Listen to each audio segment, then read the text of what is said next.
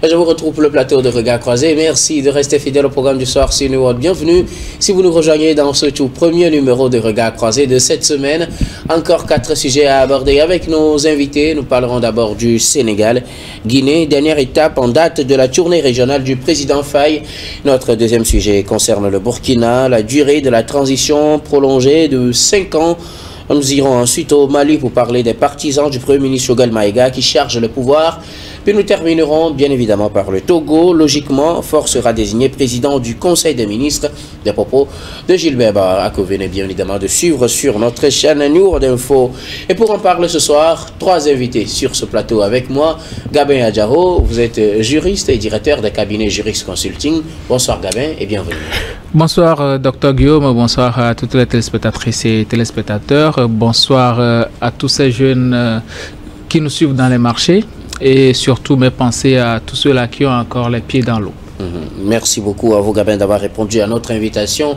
À côté de vous, Georges Hérault, vous êtes acteur politique togolais. Bonsoir Georges et bienvenue. Bonsoir Guillaume, bonsoir à mon grand frère et Gabin.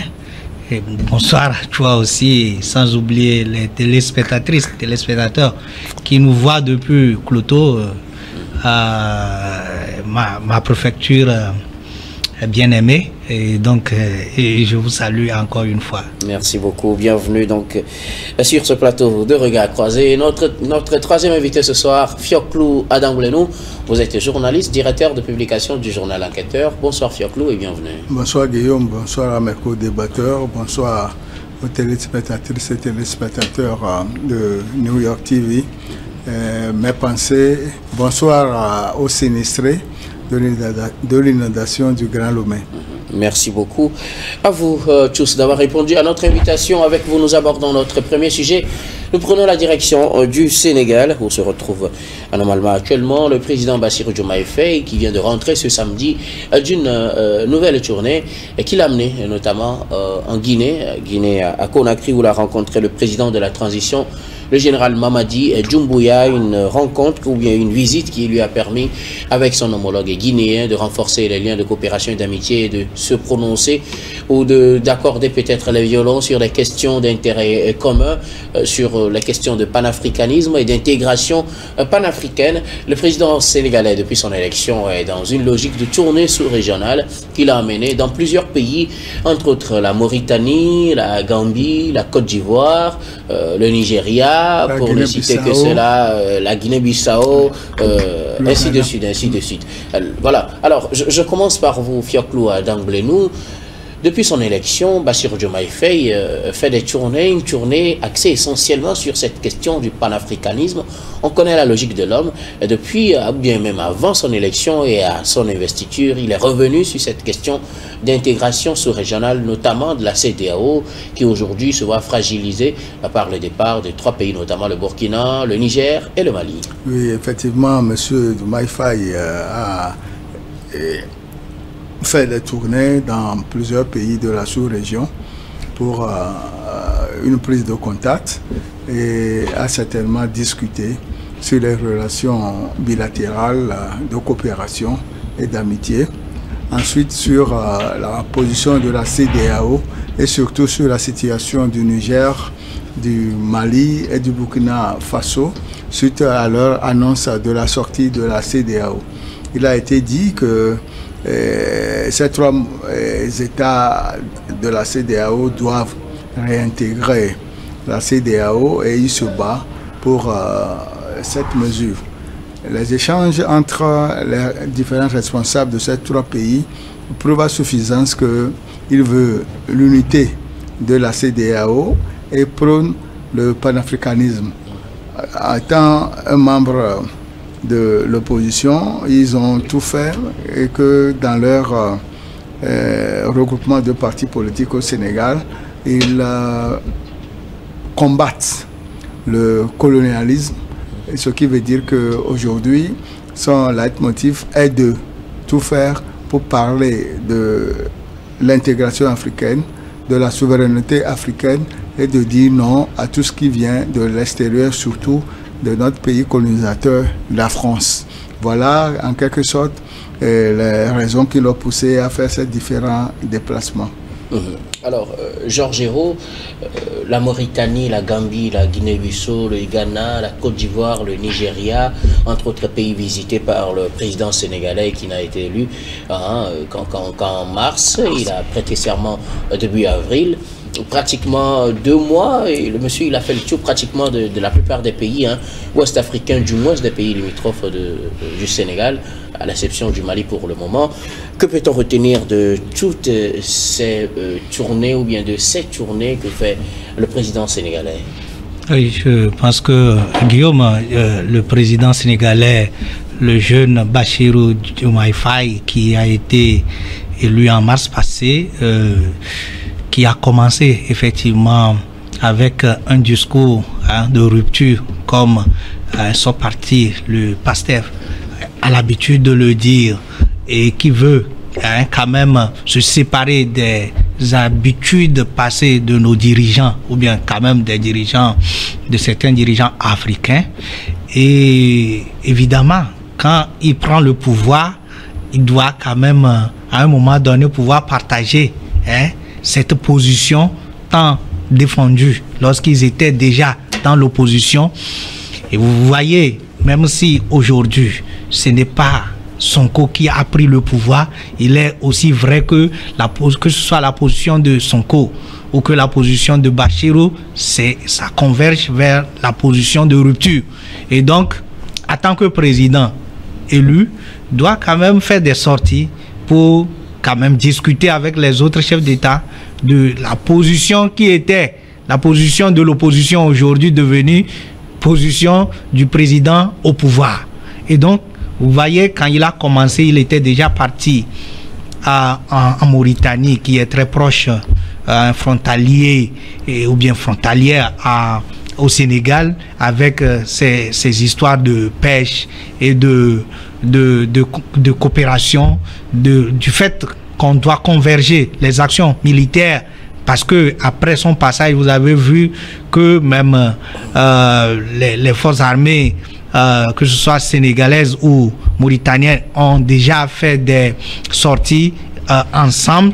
Et donc ça veut dire qu'à un moment donné, il a su négocier et expliquer sa position de rupture à son homologue.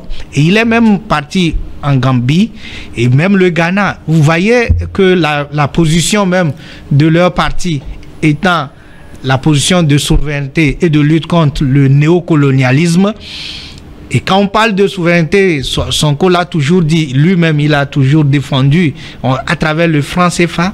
Le monsieur a atterri au Ghana ou que ce soit au Nigeria, des pays qui défendaient déjà l'éco ou qui initiaient l'éco. Vous voyez, et même quand vous voyez, il était parti en Côte d'Ivoire. La Côte d'Ivoire qui est le poumon de l'économie, c'est-à-dire au sein de l'UEMOA, il faut discuter avec la Côte d'Ivoire, partager sa vision, son point de vue. Parce que quand on est dans l'opposition, on a une certaine manière de parler. Mais quand on vient au pouvoir, il y a aussi quand même une certaine... Je crois que brièvement, c'est quand même c'est sorti. Et n'oublions pas, quand on parle de panafricanisme, il a été déjà au niveau de la Guinée et Conakry avec le président de la transition. Et d'ailleurs, on va voir dans les jours qui vont suivre son premier ministre qui aussi va sortir, qui va aller dans les pays de l'AES.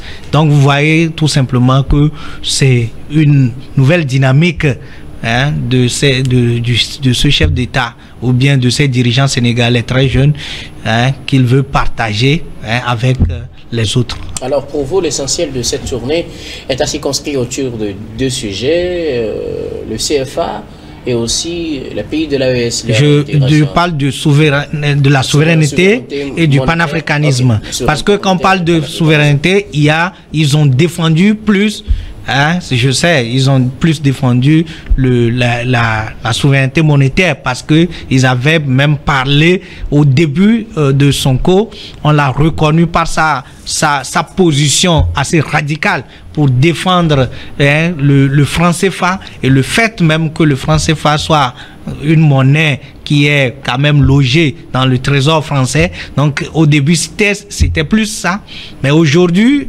ils sont plus dans l'opposition pour prendre un certain nombre de positions sur les médias, sur les réseaux, mais étant dirigeant, il faut adopter la diplomatie pour pouvoir partager son point de vue. Donc c'est ce que je viens de partager. Merci beaucoup. À vous, Georges Gabin Adjao, le président sénégalais Bassirou Diomaye Faye, depuis son élection ou son investiture, a déjà fait un certain nombre de visites dans les pays proches du Sénégal, essentiellement, comme le disait Georges des questions de panafricanisme, d'intégration sous-régionale, mais aussi des questions de souveraineté. Oui, c'est quand même très important de faire ce genre de déplacement parce que nous savons tous que dans la plupart des pays africains, quand un président vient nouvellement d'être élu, surtout dans les pays africains francophones, les gens cherchent forcément à avoir une place, à être reçus à l'Élysée avant d'être tranquille. Mais bizarrement, Diomaye Faye, lui, il a préféré bien s'asseoir avec ses frères africains, ceux-là qui sont proches de lui. Et surtout, quand on connaît la situation de notre sous-région, on est en train de traverser une situation assez difficile quand même, où les positions sont quand même très divergentes. Donc quand même, il faut essayer de prendre langue avec ces gens-là parce que tu es appelé à coopérer avec ces gens, surtout qu'on parle de la coopération sud-sud. Donc c'est très important quand même de s'approcher des pays qui nous entourent avant d'envisager d'aller ailleurs. Maintenant, quand nous prenons sa dernière visite en Guinée-Conakry, on connaît très bien la relation que Doumbouya avait eue avec Macky Sall par rapport à sa prise de position, notamment lors du coup d'État d'Alpha Condé. Macky Sall s'était véritablement opposé à la prise de pouvoir de Mamadi Doumbouya. Donc du coup, aujourd'hui, il y avait une cassure de la relation entre le Sénégal et la Guinée-Conakry. Donc aujourd'hui, il faut quand même renouer avec ces gens-là.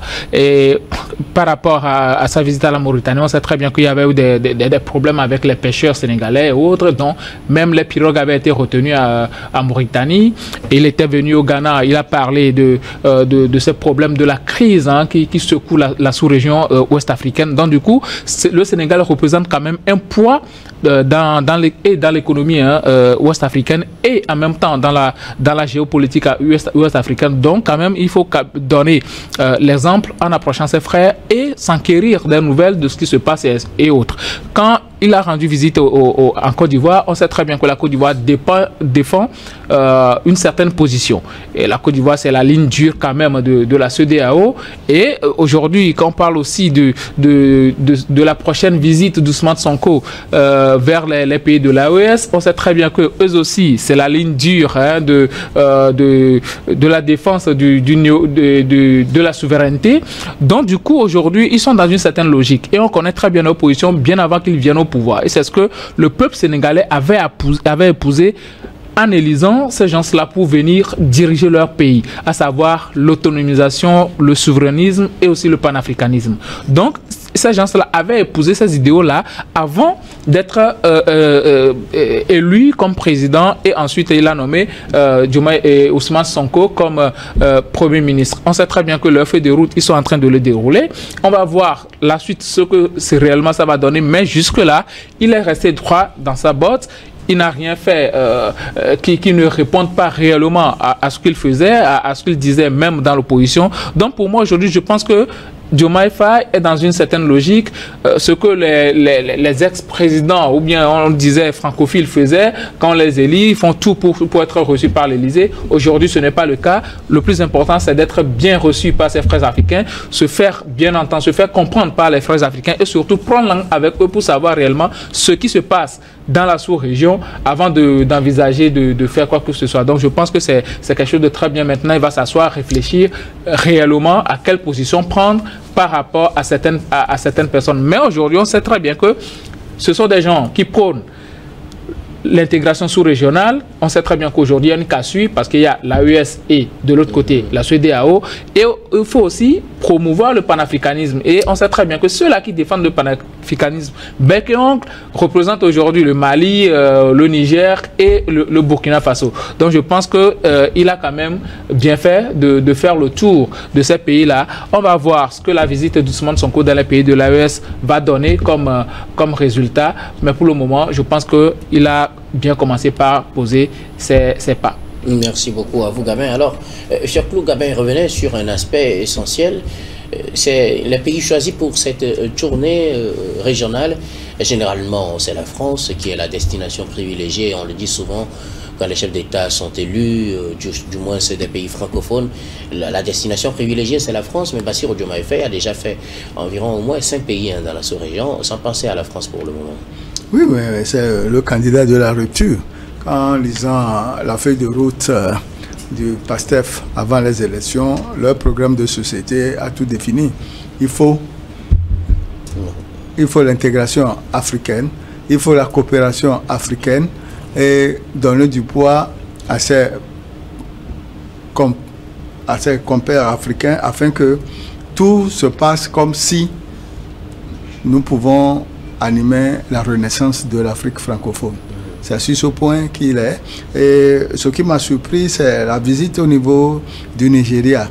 La visite au niveau du Nigeria, c'est que le président en exercice au Nigeria est le président en exercice de la CEDEAO.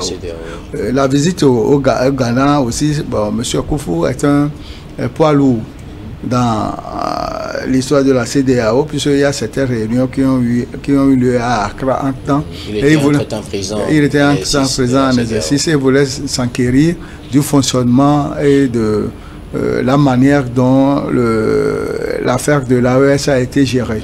Puisque j'ai appris à travers les médias qu'il a dit que la résolution de la crise de l'AES passera par Dakar.